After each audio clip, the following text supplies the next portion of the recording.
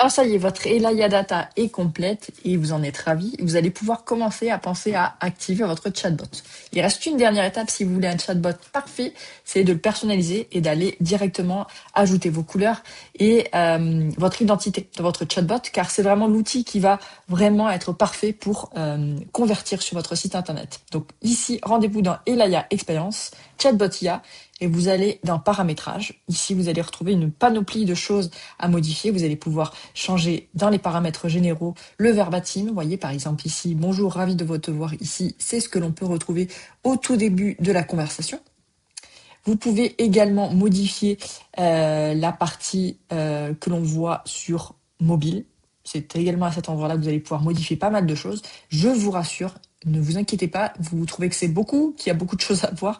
Tout ça peut être, tout ça sera déjà pré-paramétré par notre équipe une fois que l'on vous aura accueilli sur le service Elaya.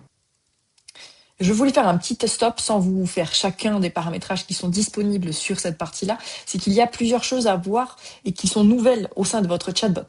Vous avez ici la partie contact. Cette partie est très importante. Il faut qu'elle soit remplie, surtout avec votre adresse email. Alors cette partie WhatsApp, la partie page Facebook et la partie numéro de téléphone, vous le savez, ça c'est quelque chose que vous pourrez retrouver ici dans la page contact, qui permettra à votre utilisateur de vous contacter directement par WhatsApp, de vous contacter par téléphone et évidemment par email, et s'il se rend dans ce panneau-là, pour pouvoir vous contacter directement s'il ne souhaite pas discuter avec le chatbot.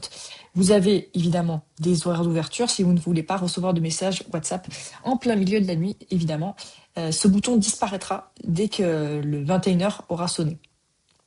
La partie contact adresse email est très importante. Alors déjà, dans un premier temps, ça reste un mode de contact direct qui est assez facile à mettre en place, que vous pouvez laisser. Mais elle va vous servir également à recevoir les demandes de contact au sein du chatbot. Je m'explique. Quand un client, hop, je reviens au tout début, je suis sur un site internet, je suis en train de me poser des questions et je veux contacter le camping.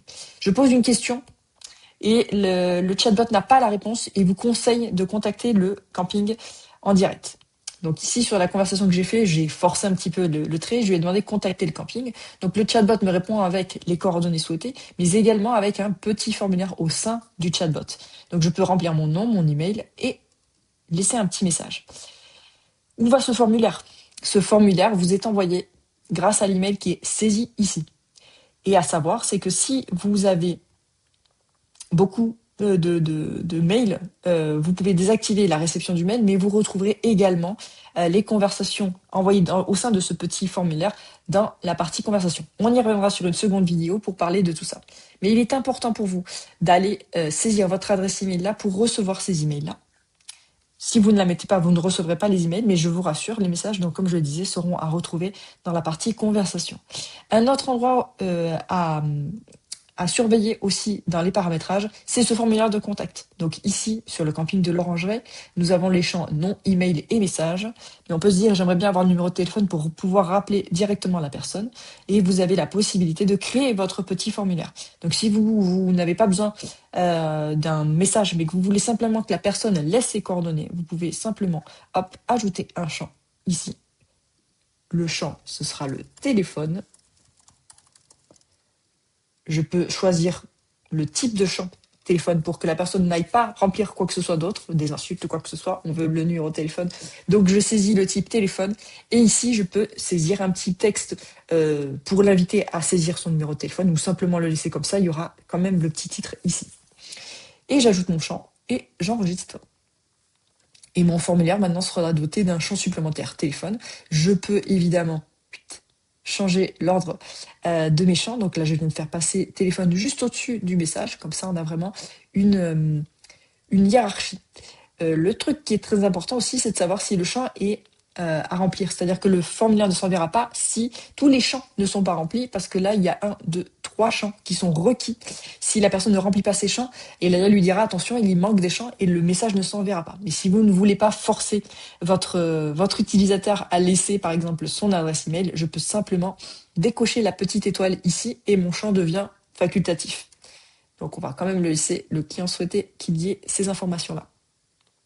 Et ne pas oublier de cliquer sur le petit bouton enregistrer. Désormais, voilà, quand Elaya aura besoin de solliciter votre intervention ou que vous puissiez avoir une trace de ce type de message en fait ou de questions sollicitées directement depuis le chatbot, vous allez recevoir vraiment une alerte sur votre email et directement aussi dans votre onglet conversation qu'on va voir tout de suite dans une autre vidéo.